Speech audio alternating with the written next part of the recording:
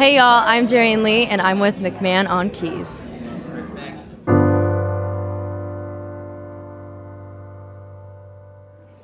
Well, Dariann Leigh, it is about time that this happened because I have been talking about you to this young lady for quite a while. McMahon on Keys podcast, thank you for making time to swing by. Thank you for having me. How are you? I'm good. How about you? I'm good. I'm good. I've told Maddie a lot about the first performance that we did together in your home state. Yeah. Oh my Minnesota. gosh. I can't remember the city Alexandria. that was in. Okay. Got you. Yep. Hey, it's your state. I got it down. Yep. Because you opened up for us last summer when I was out playing with Chris Cagle. Yeah, that was so much fun. Now, was that home for you? It felt like it was kind of home for you. It was a couple hours away from home, but yeah, I feel like all of Minnesota has kind of become my home. Somebody once said that I'm like the Lakes area's adopted daughter, and I was like, cool with me. I'll take it. Okay. Well, that actually is one of the questions that I was kind of wanting to ask you, because a lot of people that are in your position, trying to build themselves as an artist. Right. They'll say, well, you want to start from home. Right. Start, with your home turf. And I think you did that. Yeah, I'm sure at some level you did that. Yeah. But I don't know exactly how you did that. I know the singles have come and you were kind of a rock star that night. Mm-hmm. But is that, talk about how that worked for you, how you did that, and did it work for you? Yeah. Honestly, for me, I always say that my biggest base is in Minnesota, which is how you'd want it to be realistically.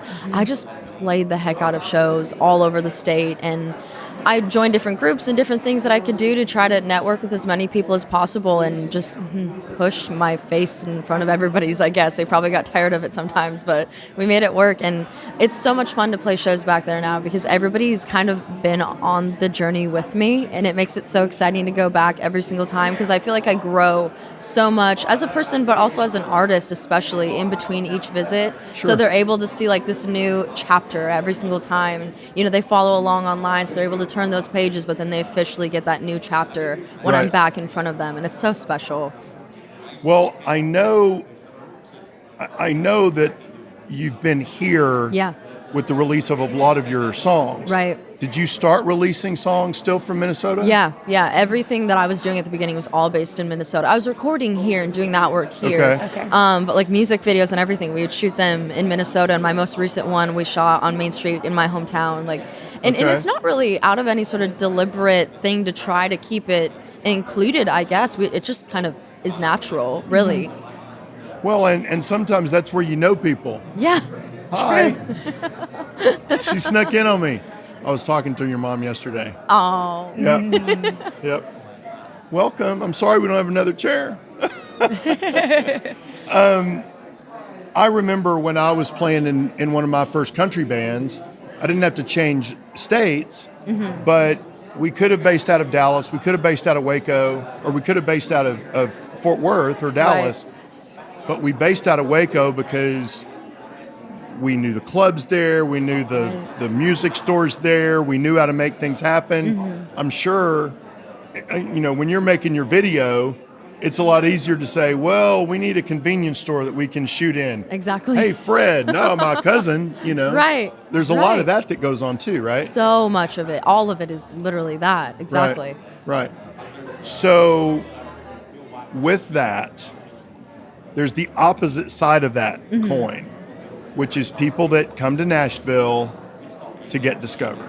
Right. Now, what for you was the pivot point of, I'm releasing songs, I'm making videos, it's happening in Minnesota, I'm seeing growth. Right. Now I need to go to Nashville. I think, honestly, everything started lining up for me that was the deciding factor to move. And a lot of it was I'd played most things. I'd done nearly, and I'm sure there's still things now coming up and things that I hadn't done or haven't done. I just felt like I'd checked off my boxes, and a lot of that was just different stages in different areas of the state that I hadn't discovered yet.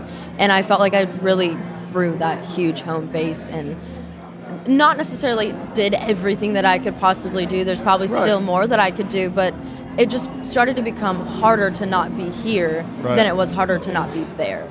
And not that I don't miss it, but it just became very clear to me that it was time to move, and just writing all the time too. And writing with people over FaceTime is not the same as writing with them in person. Everything lined up for me, and it lined up at the perfect time. So were you building writing relationships before you moved? Yeah. I can't say how many people I wrote with over FaceTime, and I was doing it before the pandemic happened. So the approach was very different then, because not a lot of people had been doing them yet.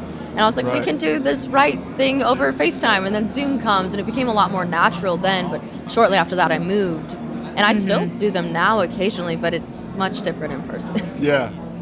Well, I know we weren't talking about you specifically, but you were still kind of lurking in the conversation. Yesterday, maybe this happened after you moved to Nashville. We sat down with Big Vinny. Oh, love that. So we were talking about the trailer choir. Butter came up, who is the lead singer and founder of the trailer choir. Right. And he was, or maybe still is, producing some of your tracks. Yeah. I worked with some other people for a little bit, but all the previous tracks he's worked on. And I actually did I did a whole Christmas session with him and his father-in-law, Barney. And it's so special being in the room, especially with the two of them. They're both incredible on their own. But the two of them built something so unique, and it's so fun. And the energy is just so special. Good. Now, did that happen before Nashville, or was that part of the... That was once I moved, yeah. Okay. We did work on songs before I had moved, but obviously it gets a lot easier when your availability is much bigger when you live here. Right. Yeah.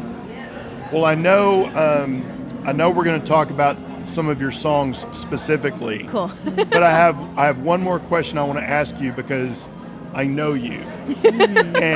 and you talk about your team, and I know you appreciate your team. Yeah. But I also know that there's a line where you are very willing to take the reins and act on your own behalf. Yeah. And I'm curious as to what your thoughts are on that, specifically because so many people will feel like they can't move forward unless they have a team. Right. And that is not an obstacle for you. No. Yeah. Right.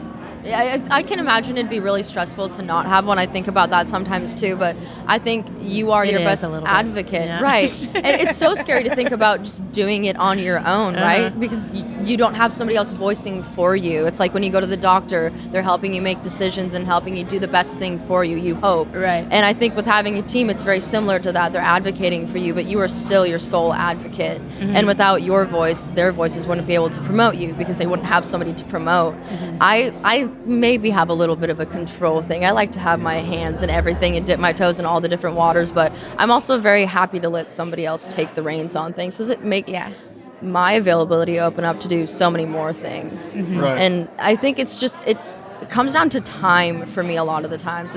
I literally time block my days, which sounds crazy, but I'm kind of type A like that.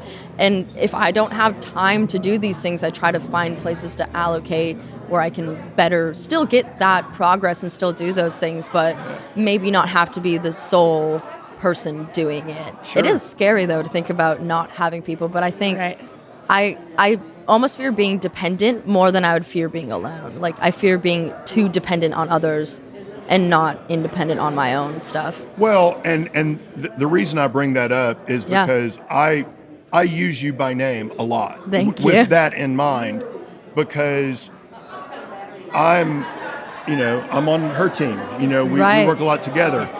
But I would not want to be on her team if she was not also on her team. Exactly. And that's when I reference you, it's just about the fact that it would be so easy, and we've gotten to do a few things together here and there. Yeah.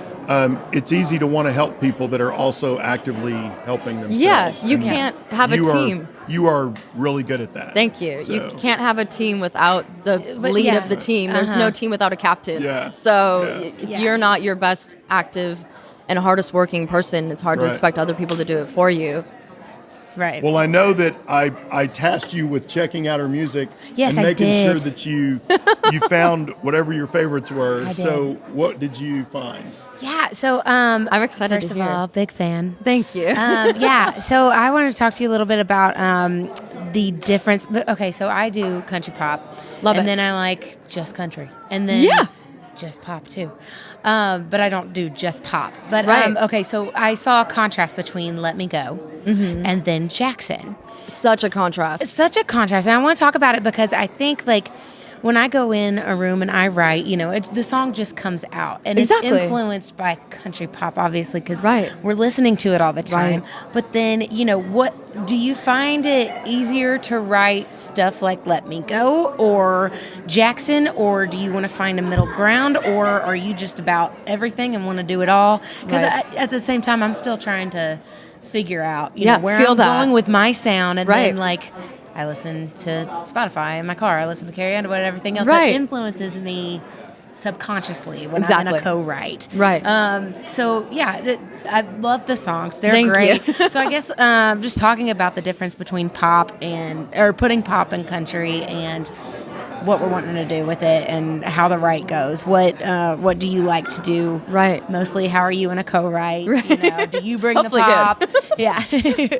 I am always just up for whatever the mood is, and I'm probably the person that everyone's like, oh, she's asking what are we vibing with today, but that is my top question at the beginning of every single ride is, Right. do we want to be sad or do we want to like be angry or really, really happy and make everybody want to like go buy 1,000 balloons and scream? Right. I was talking about this earlier too. I don't feel a need to make a distinctive decision between country and pop or country and more the folk side or anything like that. I feel like it is all country music is very subjective. Like it can be something to you that's different to you and different to me. And I think that's the most beautiful, inclusive part about country music is it is inclusive. Right. And it's like a family tree. There's branches of cousins everywhere, and you're like, where'd this one come from? And they have a whole family. And like the country music side of country pop is so well established, just like your cousin's family might become later on in your life. Yeah. Right. And it's exactly a family tree that just blends into everything. I mean, you're seeing like Noah Kahan, who has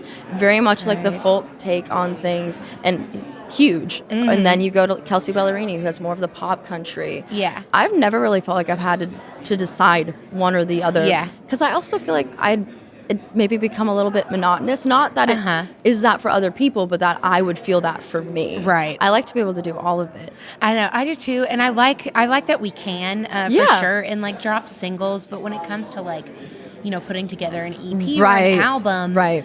to make it a full collection sound And cohesive. I don't know what I choose. Yeah. Like I want to Yeah. do both, but however the collection or whatever. Are you big into like the production side of it? Do Yeah. you talk to your producers All the and time. paint the picture? I love it. Probably I bother love them. producing the songs, co-producing it, and it's fun because I think at the end of the day too, if we put pop or country in it, at least we painted it with our Right. color paints and Right. our influences, as long Exactly. as you can say, or as long as I can say, if you like Carrie Underwood, you might like me, Right, or something right. like that kind of thing. So yes, I really enjoyed your music, and Thank I liked you. your contrast as Thank you. well. Well, and as sure as they try to tie us to those definitions, Beyonce drops a single, and I know. and everybody says, "Oh, well, Dariann's too pop." Okay, what's at the top of your playlist right now? Exactly. Yeah. What are Yeah. we being asked to play nonstop Yeah. downtown? Yeah. Literally, it dropped one day. The next day, I was like, I got to listen to this 12 times before I leave my apartment today because I know I'm going to get asked to Yeah. play it. And I did. Yeah. It's catchy. I is can't hate on catchy. it because it's so catchy. And I played it for my family, and we're all like, it's so catchy. I'm walking around my house like, there's a tornado in my city. Right. It's so good. I like Take It to the Flow now. It is long, which Yeah. is hard to play live. Yeah. But it is very good. Yeah, it makes me feel cool when I sing it. Take It to the Flow. I know. It's like wearing a cool outfit. You walk around and you're like, I'm cool. like, That's how I feel. I'll do that song on stage. Bring it. Right. It's so fun. Well, you've got plenty of other cool stuff. We want everybody to find all of it. Do you have anything that people are looking forward to now? What Yeah. is that? I have 4 singles dropping this year, and they're Oh, okay. all kind of a new genre, a whole new era, if you will, of my music. I took a little bit of a step back for a minute, reapproached my songwriting and just how I even walk into a write, and what my sound is and what I want my artistry to be. And I felt like I was saying things to fill the void and not to fill what you want to hear. I was just writing things because they needed to be written and something needed to go there, not because I felt like it filled me soulfully. Yeah. And all of these songs that are coming out this year have me so excited. I have always been excited to release music, but this is a whole different level of excitement for me. Good. And it's so fun to like look at the year and know I'm so confident in the songs that I have. One of them is called Bury Me on Broadway, which kind of plays into the fact that I do play on Broadway. Right. And another one is called Love Me, Let Me, and there's a couple others as well. But I can't say everything. You gotta say what's inside of the book for inside of the book. You can't leave it all on the cover, you know? Well, just make sure, let's go to this camera here. Make sure that everybody at least knows where to look for the book. Yes. They can read it later. Right. It's not there, but how are they going to find what's already there and Right. what they're looking forward to? Yeah, you can find me on all of your favorite streaming platforms, your preferred social media, all of it at Dariann Leigh. I think I'm the only one at least spelt the way that my name is spelt, so you have a pretty good chance of finding me. Otherwise, the best hub for all things Dariann Leigh is my website, darrianleigh.com.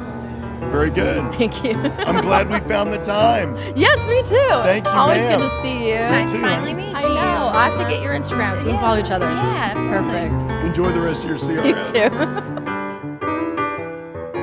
For more clips from CRS, click the top button.